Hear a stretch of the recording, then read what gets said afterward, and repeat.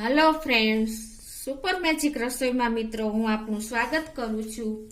આજે હું વોશિંગ મશીનમાં કસૂરી મેથી બનાવવા જઈ રહી છું મિત્રો. તો તમને મારો વિડીયો ગમે તો લાઈક કરજો, શેર કરજો અને સબસ્ક્રાઇબ કરવાનું તો ભૂલતા જ નહીં. તો મિત્રો હવે જો આપણે માર્કેટમાં અત્યારે શિયાળામાં ફૂલ મેથી જોવા મળે છે, તો અત્યારે તમે આખું વર્ષ મેથી સ્ટોર કરવા માટે તમે અત્યારે સ્ટોર કરી શકો છો. તો એમાં તમારે કેવી મેથી ચૂઝ કરવી ને એ પણ હું તમને બધા જે બેઝિક હું તમને બધી ટિપ્સ બતાવી દઈશ મિત્રો. તો એમાં જો આપણે મેથી આ દેશી મેથી આવે છે ને એ એકદમ આમ લાંબુ પાંદ હોય છે અને થોડુંક ગ્રીન વધારે હોય છે, જાડું હોય છે. અને જે આ હાઇબ્રિડ એટલે કે આ મેથી જે આપણે કસૂરી મેથી કરવાની છે ને એ મેથીના પાંદ આ રીતે ગોળ હોય છે, તમે જોઈ શકો છો. આ રીતે ગોળ હોય અને પાતળા હોય. આની આપણે કસૂરી મેથી થાય છે મિત્રો. આપણે દેશી મેથીની કસૂરી મેથી થતી નથી. એટલે ખાસ તમે જો આ નાની નાની ટિપ્સ તમે મેથી બનાવવા માટે ખ્યાલ રાખજો મિત્રો. તો હવે આવી રીતે આપણે માર્કેટમાંથી મેથી ચૂઝ કરવાની છે અને એકદમ તાજી ફ્રેશ હોય ને એવી જ લેવાની છે. અને આ જે બંચ હોય ને એને આ રીતે આપણે કાપીને પછી તમને હું બતાવું કે જે આપણે તૈયાર કરવાની છે ને એમાં શું કરવાનું છે કે આપણે જો આ કૂણા પાંદ હોય ને એ પાંદ જ લેવાના છે. આવી રીતે આ રીતે આપણે એની દાંડલીનો ઉપયોગ બિલકુલ નથી કરવાનો. તમે જોઈ શકો છો, હું તમને બતાવી રહી છું.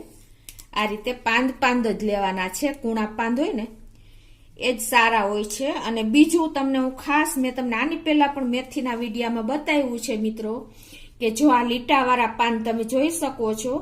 આ પાન તમારે ઉપયોગ નથી કરવાનો મિત્રો. આ પાન આપણા માટે હેલ્થ માટે બહુ ખરાબ છે, કેમ કે આમાં ઈયળનો મૂંડો હોય છે. એટલે તમે જ્યારે આ મેથી તમે સુકવશો ને ત્યારે રીતસરના તમારે ચાયણામાં રાખશો ને તો નીચે મૂંડા દેખાશે મિત્રો. અત્યારે લીલીમાં તમને ખ્યાલ નહીં આવે, પણ જ્યારે સુકાશે ત્યારે તમે ખાસ તમે જોજો મિત્રો. તો તમે ખાસ આ નોટ કરજો. આ રીતે કૂણા પાંદ જ તોડવાના છે મિત્રો. તો આ રીતે હું હવે બધા પાન તોડી લઉં છું મિત્રો. જો આ રીતે મેં પાન ચૂંટી લીધા છે. દાંડીનો ઉપયોગ બિલકુલ નથી કરવાનો. હવે આને આપણે જ્યારે ખેતરમાં હોય છે ને ત્યારે માટી કે આપણે દવાનો છાંટકાવ હોય છે, એટલે આને આપણે સરખી રીતે ધોઈ લેવાની છે. તો આ રીતે કાણાવાળા વાસણમાં નાખીને મિત્રો આપણે એને ધોઈ લેશું. જો આ રીતે આપણે આને દબાવીને કે મસરીને નથી ધોવાની, આ રીતે તમારે પોલા હાથે જ ધોઈ નાખવાની છે મિત્રો. તમે જોઈ શકો છો. આ રીતે એકદમ સરસ તમારે વોશ થઈ જાય ને એ રીતે ધોવાની છે.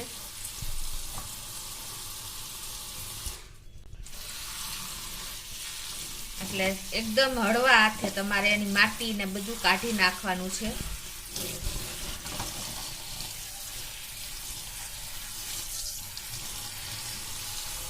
આ રીતે વોશ કર્યા પછી તમારે આ રીતે કપડામાં નાખી દેવાની, નિતારીને સરસ.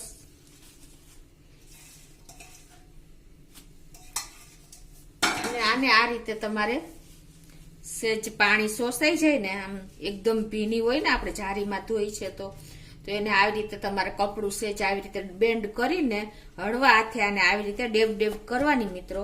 બહુ વજન નથી દેવાનો, એટલે થોડું ઘણું જે પાણી નીતરતું હોય ને એ નીકળે, બાકી આમ સાવ ડ્રાય ન થાય.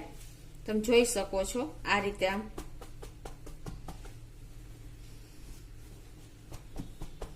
એને બહુ પ્રેસ તો નથી જ કરવાની. આ થોડુંક નીતરતું પાણી તમારું કપડામાં શોષાઈ જાય એટલા માટે આ પ્રોસીજર આપણે કરીએ છીએ.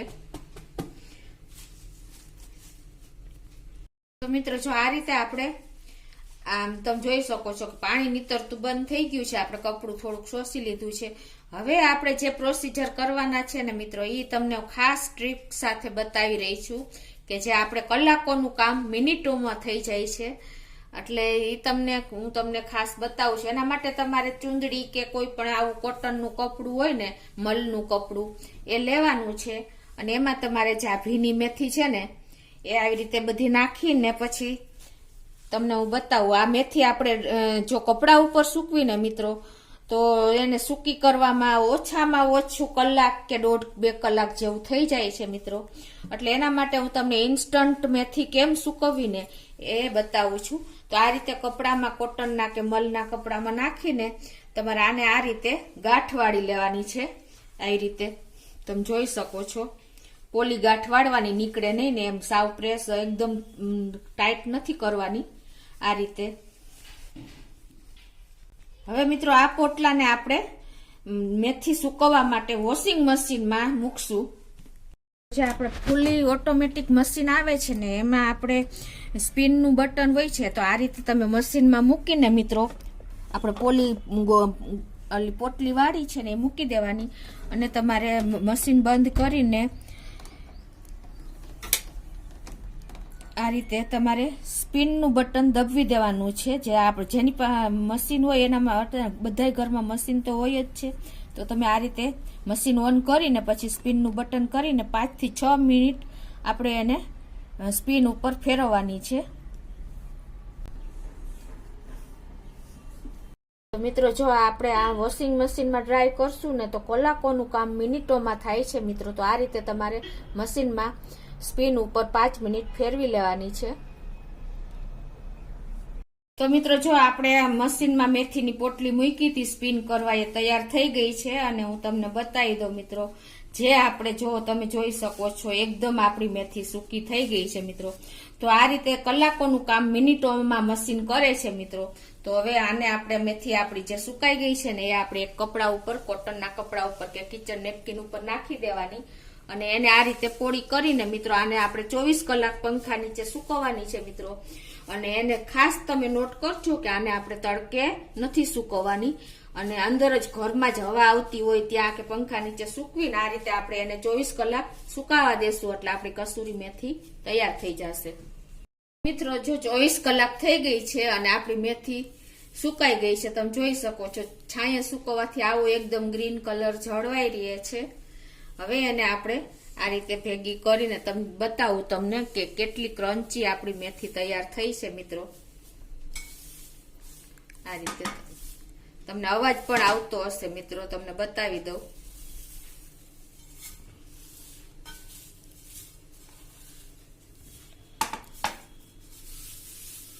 તમે જોઈ શકો છો કે જો અવાજ કેટલી એકદમ સૂકી થઈ ગઈ.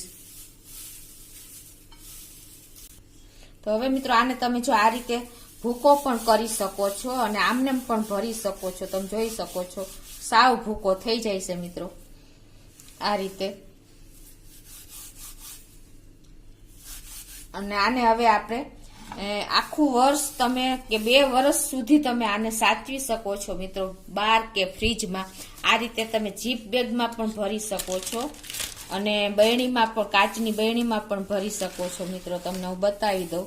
આ રીતે બેગમાં ભરીને પણ તમે પેક કરી શકો છો. આ રીતે એરટાઈટ બેગ આવે છે એને તમે એર કાઢીને આ રીતે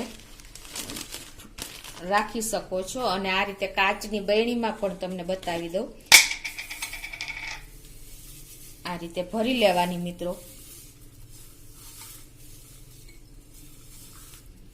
મિત્રો જો આ રીતે તમે બરણીમાં અને જીપ બેગમાં સ્ટોર કરી શકો છો ભરીને.